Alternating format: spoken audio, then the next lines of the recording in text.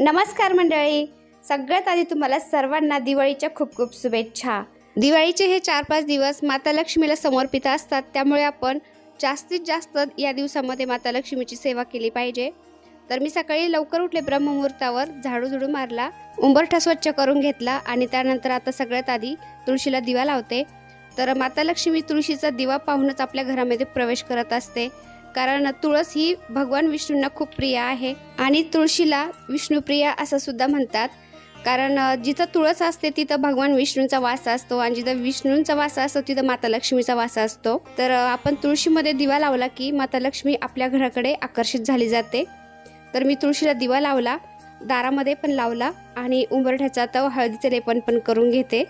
तर आपण या दिवाळीचे 4-5 दिवस हळदीचं लेपन करायचं असतं। देवी लक्ष्मीला उंबरठ्याला हळदीचं लेपन, सजावट ही खूप आवडत असते, त्यामुळे आपण उंबरठ्यावर हळदीचं लेपन करायचं आणि दरवाजावरती आपल्या कुंकवाने स्वास्तिक काढायचं, शुभ लाभ काढायचं।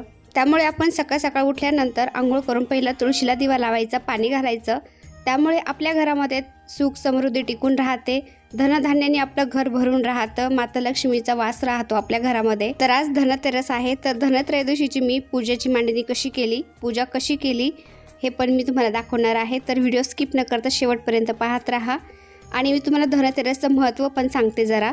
मंडळी, अशी मान्यता आहे, जेव्हा असुरांमध्ये आणि देवांमध्ये समुद्रमंथन चालू होतं तेव्हा समुद्रमंथनातून भगवान श्री विष्णूने धन्वंतरी देवांचा अवतार धारण करून मंथनातून जन्म घेतला आणि हा दिवस होता गुरुद्वादशी म्हणजेच धनतेरस, म्हणून या दिवसाला धनतेरस असे म्हणतात। हिंदू धर्मानुसार ज्या दिवशी धन्वंतरी प्रकट झाले त्यावेळेस त्यांच्या हातात एक कळस होता आणि त्या कळसामध्ये अमृत होतं असे मानले जाते आणि त्याचबरोबर त्यांनी आयुर्वेदाची उत्पत्ती सुद्धा केली होती, म्हणून धन्वंतरीला आरोग्याची देवता असे सुद्धा म्हणतात आणि म्हणून ही म्हण सुद्धा प्रचलित आहे, पहिला सुख निरोगी काया, दुसरा सुख जेब में माया। धन्वंतरी देवता हे आयुर्वेदातील खूप मोठे चिकित्सक होऊन गेलेत, सर्व रोग नाशक आहेत, त्यांच्या हातात अमृत कलश आहे, ही देवता आरोग्याचे प्रतीक म्हणून पूजले जातात, म्हणून दिवाळीत सर्वप्रथम धन्वंतरी देवांचे पूजन केले जाते। तर बघा, धनतेरसच्या दिवशी काही ना काही आपल्याला खरेदी करायचं असतं, पितळेची भांडी, तांब्याची भांडी, सोनं चांदी, कपडे हे खरेदी करायचं असतं, किंवा आपण पूजेचं सामान सुद्धा आपल्याला धनतेरसच्या दिवशीच खरेदी करायचं असतं। तर बाकीची खरेदी तर आधीच झालेली आहे, त्यामुळे मी पूजेचं सामान घेऊन आले। तर हे दिवे आणलेत मी आणि मातीचे दिवे पण या दिवशीच खरेदी करायचे असतात, काही डिझाईनचे पण आणलेत आणि कवळं पण आणले। तर कवळं कशासाठी, दिवाळीच्या दिवशी सगळ्यात मोठी अमावस्या असती, तर आपण पहिला जे कवळं बांधलेलं आहे आपल्या दरवाजाच्या वरती ते बदलायचं आणि नवीन आपण त्या दिवशी बांधायचं असतं। तर कवळं पण आणले मी आणि छोटे छोटे असे बोळके भेटलेत मला, खूप छोटे छोटे, खूप मस्त आकार आहे त्याचा, तर ते पण आणलेत मी। तर मी पूजेमध्ये ते वापरणार आहे, त्याचे दिवे लावणार आहे आणि हे डिझाईनचे कवड्यांचे दिवे पण आणलेत मी, मस्त वाटतात एकदम। छोटे छोटे पाट पण आणलेत देवासाठी आणि हे बताशा, तर बताशा पण आपल्याला धनत्रयोदशीच्या दिवशीच खरेदी करायचे असतात आणि देवीसाठी ही छोटीशी चुनरी पण आणली आणि छोटे छोटे मला कपडे मिळाले खूप मस्त डिझाईनचे देवाखाली टाकण्यासाठी, तर ते पण घेऊन आले मी। तर अशी मान्यता आहे, धनत्रयोदशीच्या दिवशी आपण काही ना काही छोट्या मोठ्या वस्तू का होईना खरेदी केले पाहिजे, त्यामुळे मी आधीच बाकीचं खरेदी केलं होतं, पण देवांच्या वस्तू मी खरेदी करून आले काही का होईना थोडंसं। आणि त्यानंतर संध्याकाळी आता पूजेची मांडणी करते। तर माझ्याकडे धन्वंतरी देवांचा छोटासा फोटो आहे, तो मी ठेवलाय। तर धन्वंतरी देवता म्हणजे भगवान विष्णूंचाच अवतार आहे, त्यामुळे मी पिवळं वस्त्र टाकले त्यांच्या खाली। भगवान विष्णूंना पिवळं पितांबर हे खूप आवडत असतं, त्यामुळे आपण धनत्रयोदशीची पूजा, त्यानंतर सत्यनारायणाची पूजा, बाळकृष्णाची पूजा करायची म्हटलं की आपण पिवळा पितांबर खाली यात्रायचं आणि मगच पूजेची मांडणी करायची। आता सगळ्यात आधी मी तर मांडणी करून घेते, आधी मांडणी करून घेतली की आपल्याला पूजा करायला सोपं पडतं, कारण मग आपल्याला समजतं की कोणत्या देवाला कुठं स्थान द्यायचं आहे, कोणती वस्तू कुठं ठेवायची। त्यामुळं तर नागिनीचे पानं आहेत ते डबल ठेवायचे, सिंगल कधीही ठेवायचं नसतं।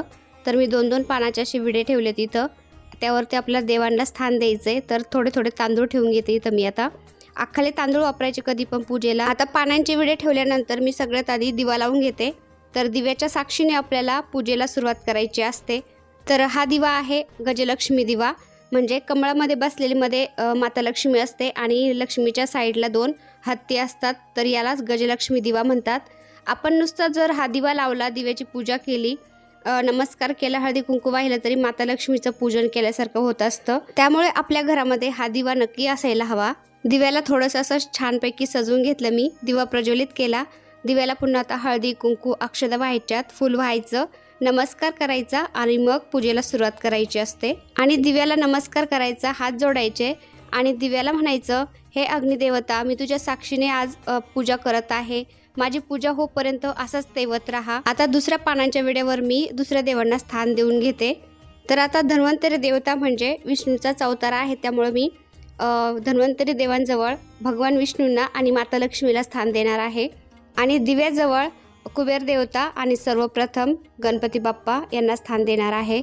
तर सगळ्या विड्यांच्यावर मी थोडे थोडे तांदूळ ठेवून घेतले, हळदी कुंकू वाहून घेतलं. आता सगळ्यात आधी गणपती बाप्पांना अभिषेक घालून घेते. तर तुम्ही पंचामृताने अभिषेक घाला किंवा पाण्याने घातलं तरी पण चालतं किंवा दुधाने घाला चालतं. तर इथे मी पंचामृताने अभिषेक घालते गणपती बाप्पांना आणि त्यांना स्थान देते. तर दिव्याची पूजा झाल्यानंतर सगळ्यात आधी गणपती बाप्पांचा मान असतो. गणपती बाप्पांची पूजा झाल्यानंतरच बाकीच्या पूजेला सुरुवात करायची असते. अभिषेक घालायच्या आधी आपण आचमन करायचं आणि मग गणपती बाप्पांच्या पूजेला सुरुवात करायची. तर आचमन केलं मी आणि गणपती बाप्पांना पाण्याने अभिषेक घातला. ओम गण गणपते नमः, ओम गण गणपते नमः असं म्हणत आपण अभिषेक घालायचा. त्यानंतर पंचामृताने घालायचा. पंचामृतम स्नानं समर्पयामी असं म्हटलं तरी चालतं किंवा गणपती बाप्पा, मी तुम्हाला अभिषेक घालत आहे, पाण्याने अभिषेक घालत आहे, पंचामृताने अभिषेक घालत आहे, आपल्या साध्या भाषेमध्ये बोललं तरी चालतं. गणपती बाप्पांना अभिषेक झाला, त्यानंतर चांगल्या पाण्याने स्वच्छ धुवून घेतलं, पुन्हा कोरड्या कपड्याने पुसून घेतलं आणि त्यांना पहिल्या पानावर स्थान दिलं. आता त्यांना हळदी कुंकू व्हायचं, फूल व्हायचं. देवांना मी असे छोटे छोटे हार आणलेले आहेत, तर ते पण घालून घेते आणि कापसाचं वस्त्र पण घालायचे. आता गणपती बाप्पांची पूजा झाल्यानंतर धन्वंतरी देवतांचा जो फोटो ठेवलेला आहे मी त्याची पूजा करून घेते. तर मूर्ती नाही आहे माझ्याकडं, तर फोटोच आहे. फोटो असलं तरी पण चालतो. तर त्यांची पूजा करून घेते मी आता. हळदी कुंकू अक्षदा आणि फूल वाहते. तर धन्वंतरी देवता हे विष्णूंचा अवतार आहेत, त्यामुळं त्यांना पिवळं फूल वाहायचं. आणि कुठलीही पूजा असो, आपण जितकं सजवता येईल तितकं सजवायचं छान असं, म्हणजे देवांनाही छान वाटतं आणि आपल्या मनाला सुद्धा प्रसन्न वाटतं. एकदम छोटासा फोटो आहे, त्यामुळे त्याला हार नाही मावत आहे, खूप मोठा होतोय, त्यामुळे मी फक्त फुलंच वाहिले. आता धन्वंतरी देवांची पूजा झाल्यानंतर भगवान विष्णूंना मी स्थान देते. तर एक सुपारीच्या स्वरूपामध्ये मी त्यांना स्थान देणार आहे. भगवान विष्णूंची माझ्याकडे मूर्ती नाही आहे, तर फोटो आहे पण तो खूप मोठा आहे, त्यामुळे मी सुपारीच घेते त्यांच्या स्वरूपामध्ये आणि त्यांचं पूजन करते. तर त्यांनासुद्धा अभिषेक घालते मी.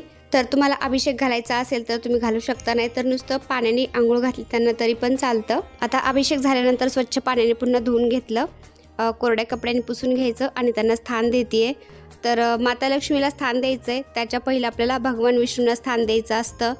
कारण भगवान विष्णू माता लक्ष्मीच्या उजव्या बाजूला असतात आणि माता लक्ष्मी भगवान विष्णूच्या डाव्या बाजूला असते, हे लक्षात ठेवायचं कधी पण. आणि तुम्हाला जर गणपती बाप्पा ठेवायचे असतील तर गणपती बाप्पा हे माता लक्ष्मीच्या डाव्या बाजूला असतात, म्हणजे गणपती बाप्पांच्या उजव्या बाजूला माता लक्ष्मीला स्थान द्यायचं असतं. कारण माता लक्ष्मी ही गणपती बाप्पांची माता समान आहे, त्यामुळे. तर भगवान विष्णूंना मी स्थान दिलं. हळदी कुंकू अक्षदा वस्त्र वाहिली, पिवळं फूल वाहिलं आणि आता माता लक्ष्मीला सुद्धा मी अभिषेक घालून घेतला.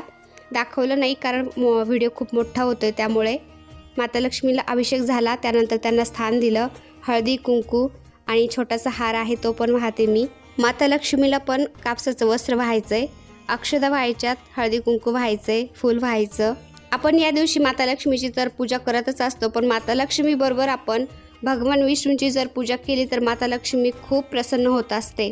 त्यामुळे भगवान विष्णूंची नक्की एक सुपारी ठेवायची त्यांच्या स्वरूपामध्ये आणि पूजन करायचं. आता गणपती बाप्पा शेजारी मी इथे कुबेर देवतांची सुपारी ठेवली अभिषेक घालून. आता त्यांना पण हळदी कुंकू अक्षदा कापसाचं वस्त्र व्हायचं, फूल व्हायचं. आता एक सांगायचं विसरून गेले, कुबेर देवता आहेत ते धनाचे देवता आहेत, त्यामुळं सुपारी खाली आपल्याला 1 रुपयाचं नाणं ठेवायचं असतं. मी ठेवलंय पण दाखवायचं विसरून गेले. तर कुबेर देवता धनाचे देवता आहेत, त्यामुळं त्यांच्या खाली एक नाणं ठेवायचं आणि मग पूजन करायचं. आता कलश तयार करून घेते. कलशामध्ये 1 रुपयाचं नाणं, 1 सुपारी, थोडेसे अक्षदा, हळदी कुंकू, 1 फूल टाकायचं आणि नागिनीचे पानं आहेत ते ठेवायचे आणि नारळ ठेवायचे फक्त. तर हे इंद्र भगवानाचं स्वरूप असतं, आपण ठेवतो, त्यामुळे आपल्याला याच्यावरती कलावा बांधायचं नाही किंवा काहीच नाही, फक्त नारळ ठेवून द्यायचं आहे. आणि कलश स्थापित करायचा। कलशाला पण हळदी कुंकू फूल वाहायचं। आता या कलशावरती आपण नारळ ठेवलेला आहे, तो उत्तर पूजेनंतर आपण हा फोडून खाऊ शकतो प्रसादाच्या स्वरूपामध्ये। आता कलशाची पण पूजा झाली, गणपती बाप्पांना विडा ठेवलाय मी आणि आपल्याला आज धन धान्य पूजायचं असतं। तर पैसे ठेवलेत मी इथं आणि सोनं पण ठेवलंय। तुम्ही नवीन घेतलेलं असेल तर तेही ठेवायचं आणि जुनं जर असेल तर तेही ठेवायचं। धन धान्य ठेवलंय मी आणि आपल्याला धने सुद्धा पूजायचे असतात या दिवशी। तर धने पूजलेत मी इथं थोडेसे प्लेटमध्ये आणि आता धान्य पूजून घेते। तर धान्याच्या तुम्ही सप्तधान्य पूजू शकता किंवा 5 धान्य सुद्धा पूजू शकता। तर तांदळाची अशी रास करून घेतली मी आणि त्यावरती असे हे सुगड ठेवते। तर याला कोणी सुगड बोलतं, कोणी बोळके बोलतं, कोणी बोडके बोलतं। तर मी 7 ठेवलेत सप्तधान्य, तुम्ही 5 ठेवू शकता किंवा 7 ठेवू शकता। त्यांचं सुद्धा आपल्याला पूजन करायचं आहे या दिवशी, कारण आपल्या धन आणि धान्य दोन्ही पण पूजायचं असतं। कारण धन धान्य हे माता लक्ष्मीच्या कृपेनेच आपल्याला मिळत असतं। मात्र एक लक्षात ठेवायचं, धान्यामध्ये कधीही काळे उडीद आणि अख्खा मसूर हा ठेवायचा नसतो। ते 2 सोडून आपल्याला दुसरं धान्य ठेवायचं असतं। तुम्ही कडधान्य ठेवू शकता, डाळी ठेवू शकता, आपण जे वापरतो ते ठेवू शकता। फक्त काळे उडीद आणि काळा मसूर हा अख्खा मसूर ठेवायचा नसतो। धान्यांचं पूजन झाल्यानंतर हे छोटे छोटे मी बोळके आणलेत, त्यांच्यात सुद्धा मी दिवे लावून घेतले। तुम्ही बघू शकता किती छान असे दिसतात, एकदम छोटे छोटे मला मिळाले होते, एकदम मस्त डिझाईन आहे त्यावरती। तर ते दिवे लावायला मिळतात, तर त्याच्यामध्ये मी दिवे लावून घेतले, फुलवाते ठेवलेत त्यामध्ये आणि रांगोळी पण काढून घेतली मी। रांगोळीशिवाय तर कुठलीही पूजा परिपूर्ण वाटत नाही, त्यामुळे रांगोळी काढून घेतली आणि सगळे दिवे मी प्रज्वलित करून घेते। आता समाया पण ठेवल्यात आणि बाकीचे दिवे पण। तर दिवाळी म्हटलं की दिव्यांचीच दिवाळी असते, तर खूप सारे दिवे लावायचे असतात आणि धनत्रयोदशीच्या दिवशी 13 दिवे हे लावायचे असतात। तर 13 दिवे पण मी वेगळे लावले, ते पण दाखवते। या दिवशी आपल्याला यमदीपदान सुद्धा करायचं असतं, तर तुम्ही कणकेचा दिवा बनवू शकता किंवा एक मोठी पंती घेऊन त्याचा सुद्धा दिवा लावू शकता। आपल्या जवळच्या माणसांच्यावर, आपल्या परिवारातल्या लोकांच्यावर कोणावरही अपमृत्यू येऊ नये यासाठी आपल्याला हा दिवा लावायचा असतो।